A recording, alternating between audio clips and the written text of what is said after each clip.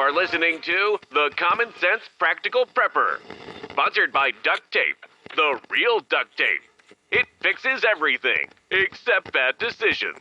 Good evening, Mr. and Mrs. America. From border to border, coast to coast, and all ships at sea, here is your host, Keith. Hey everybody, this is Keith, and welcome back to the Common Sense Practical Prepper podcast. Sunday, March the 8th, 2026. Well, here in Central Virginia, it appears that spring has finally sprung. Some fantastic weather, very little rain, up into the mid-70s and high 70s, which is still warm for this time of year, but we will absolutely go ahead and take it. So Friday, left work just a little bit early, had the top off the Jeep, sun was out, had the music going, was in a fantastic mood. Swung by the local coin shop, talked prices with the owners. He had a bunch of new stuff in, so we sat there and just shot the bull for a few minutes.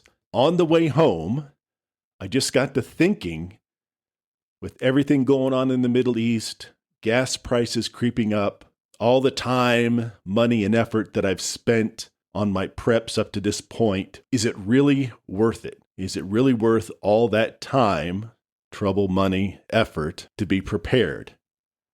And don't get me wrong, it feels good to be prepared, but is something that significant that would necessitate me digging deep into my preps? What are the odds of something like that truly happening? So here's the funny thing. About a week and a half ago, I stumbled across a channel on YouTube called Kettle Movie, Kettle, like what you cook in, Kettle Movie. That's the name of the channel. And all of the titles of these movies, and they're all independently made movies, a bunch of different folks make the movies, but they're hosted on this channel. And the names of them are super, super long. And I think it's done for a reason, I guess, to catch your eye, marketing, what have you. But it caught my eye. And I believe the title of this movie was something like the most intense post-apocalyptic film you'll ever see. It's called American Apocalypse. And what really struck me about this movie, it was really well made. And I've never been in an extended SHTF situation. I've never had to bug in, so I guess it's authentic, but it's everything. There's a lot of things in this movie that have been covered on episodes of my podcast. So they don't go into if there was a zombie apocalypse, if it was a virus, if it was a civil war. They don't go into that. But where it starts out is there's a family.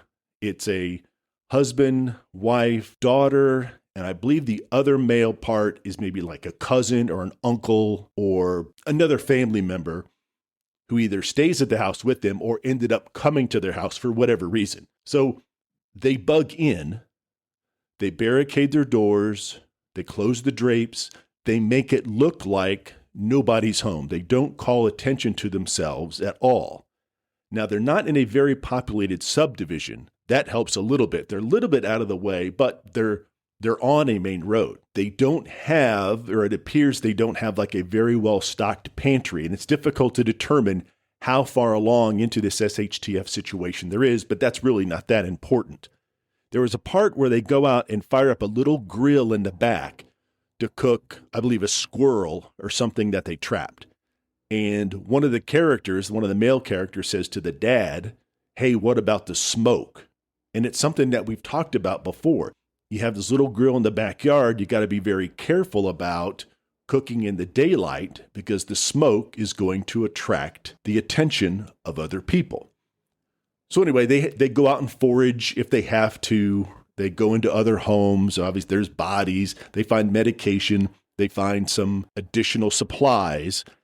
And the dad figure runs across a guy who has wrecked his motorcycle and has broken his leg. He needs assistance.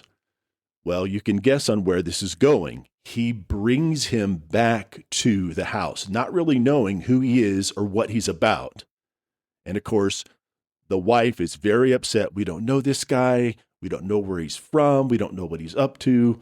And the dad, he's hurt. I felt we have to take him in. And the kid with the injured leg, it's like, I'll be on my way as soon as I can. I'm going to my brother's house. He has like a little compound. It's a safe haven. And of course, the other characters don't believe him. So what ends up happening in the long run, and I hate to hate to give a bunch of spoiler alerts, but it's a fantastic movie. So what ends up happening is the kid with the broken leg does actually have a brother. He does have a little compound. And the last half of the movie is him leading the family to this compound. Now there's marauders that they run up against. People get up shot, people end up getting injured. But in the end, at the very end of the movie, the kid with the broken leg, he's shot and killed. And then over this small hill comes a group of men that end up being the kid's brother. And that's how the movie's end. Everybody's injured, shot. The dad figure's got a crossbow bolt through the shoulder, and they walk off towards the compound. It was really, really good. Now, I don't know if that's authentic, probably a little bit of Hollywood in there, but if you just watch it, you get a really good sense or some sense of some things and the way they might happen. Then, yesterday, I was on Amazon Prime Video, and I stumbled across another series that I absolutely love and have pretty much been binge watching last night and this morning. It's called Finding Nowhere.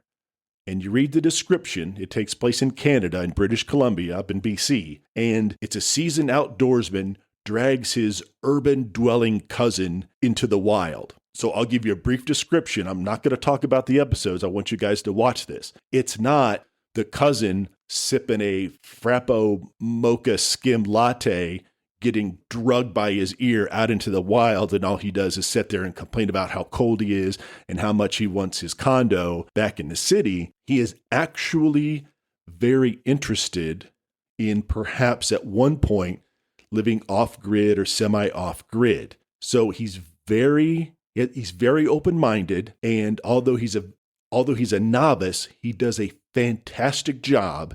He learns a lot, and the great thing about it is he passes on what he has learned in each episode as he narrates it. It's not, oh, look, I killed a deer. He is, in a sense, and many times he's very upset that he killed the deer, caught the fish, or what have you, but he realizes that this is what people did back several hundred years ago and how they survived. And he has a very strong respect for nature and the animals and the sustenance that they provide to his family and then to his cousin's family. His cousin, they don't live off-grid, but they live out of the way. He hunts, he fishes, and he provides a lot of food and nourishment to his family that way. They go ice fishing. They go to a cousin's cabin. I mean, it's super, super remote. They meet other people along the way, other cousins, other businesses. They highlight other business owners and what they've been doing for the community. So it is very well-rounded. It's not like a comedy skit. It's not where he drags his cousin out there and he's complaining the whole time. And, oh, I don't want to touch the dead fish, or I don't want to hold a gun. But he does fire up a rifle for the first time. And it's very enlightening. It's nice to see something like that. So Finding Nowhere, I definitely recommend that, along with the post-apocalyptic movie. So here's something else I want to talk about and follow up on. It's something that I've talked about a lot. And here's the thing. I've said before, verify what you read, what you see on the internet with multiple sources. So last week, I caught a small article about a bomb threat on a Southwest flight that was going Nashville to Florida, and it had to divert into Atlanta, I believe.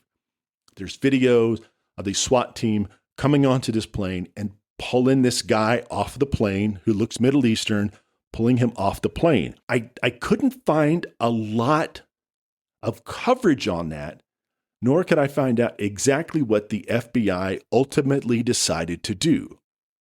So I kind of stuck that to the side, and I'm like, there'll be a press release from the FBI, or I'll follow up that later on. Then obviously we talked about the shooting in Houston. Then yesterday, Saturday, outside Gracie Mansion in New York, where the New York mayor lives, there was a anti-Muslim illegal immigration kind of protest. So these guys were protesting the fact of illegal immigration from the Middle East. At some point, somebody threw what appeared to look like a nail bomb towards these people that were protesting. 5 or 6 people were arrested. There were 2 brothers. They looked to be Middle Eastern. They have Middle Eastern sounding names. They're 18 or 19 years old, and they were arrested. So this one particular post I saw this morning said, look what has happened in the last 7 days. A little blip about Austin. So a little blip about Austin. A bomb threat on a Southwest flight from Nashville. Molotov cocktails thrown at Christians at Gracie Mansion, and a nail bomb thrown at Christians at Gracie Mansion. And I looked at all 4 of these little posts, and I'm like, this just isn't right. So we've covered the Southwest airline thing. We've covered Austin. Obviously, Austin, act of terror, no brainer there. Looking into more detail about the Southwest flight, he was an unruly passenger. The flight attendants notified the captain, who notified law enforcement, who then diverted the flight. He was taken off the plane. No charges were placed against this guy. No bomb, no true bomb threat. And the funny thing about it is I cannot find any stories or anything on the internet from any eyewitnesses detailing exactly what this guy said. I have no idea what he said. But for this person to post this, that was retweeted several hundred times, bomb threat on a Southwest flight, apparently is inaccurate. The Gracie Mansion thing, Molotov cocktail tossed at Christians by some Muslim guy. Nail bomb tossed at Christians by some Muslim guys. I can't find anything about a Molotov cocktail. The device that was thrown was kind of a smoke bomb, a homemade smoke bomb. Now, it did have nuts and bolts and nails inside that if it had detonated, it would have been a very deadly device. But from what I can find out, there was no gunpowder or anything inside to make it a bomb. It caused a lot of smoke, and people took off running. Now, whether it was meant to cause panic or meant to cause injury, I don't know. But the headline was very misleading, and the poster did that for a reason, and it's very disingenuous. The 2 guys are Middle Eastern, they're brothers, they threw it at the protesters. Now, I don't know what was in their head, but for the poster to put that the Muslims threw it at the Christians, the Muslims threw a Molotov cocktail at the Christians, it's not correct. It's disingenuous, and in my opinion, it's just made to stoke the flames of this division with all the stuff going on. There's enough true stuff going on that we can actually dig into and talk about and discuss. And then there's this information that if you look at it on the surface, you're like, oh my gosh, is this really what's going on? Is it really that bad? Now, don't get me wrong. I am against all illegal immigration. I'm all for legal immigration. And with things going on in the Middle East, the situation in Austin, situations like this at Gracie Mansion are no good. Don't get me wrong, it's bad. But for people to portray it in a way that it is not, or people to portray it in a way that has not been established yet, I think is very wrong. It muddies the water. It confuses a lot of people. And what I've said before, there's people that may lash out because of what they've read on one website. They may cause harm or hurt somebody or worse because of something they read on one website. What I caution everybody, get your information from multiple sources. Take the time and find out what really is going on. You're doing yourself a disservice, or the things that you believe in, the ways of life you believe in, you're doing that a disservice as well if you don't try to get the facts. Now, if you get the facts, or as close to the facts as you can get, then that's all you can do. But if you go off half-cocked just going on a post by somebody, and just like I said, that visceral reaction that causes people to react without knowing the truth is bad. That leads to injuries, death, and that only inflames a situation that is already, at many times, at the tipping point. It depends on what situation we're talking about. So get the truth. Let's put it this way. Take the time to find out the truth. So let's say we're talking about religion. If your religion, regardless of what it is that important to you, that sacred to you, you owe it to you and your religion to find out exactly what happened. Don't just go off. Don't have that visceral reaction and lash out and do something or say something that you might regret only because you received bad information. You're doing yourself, and in this case, we're talking about religion, you're doing your religious beliefs a disservice. So getting back to prepping, all the time and effort and money that I put into it, that everybody has put into it, is it really worth it? Blackouts, storms, hurricanes, long gas lines, that stuff's going to happen. And when they do, I'm not going to be the person scrambling. I'm going to be the person that's ready.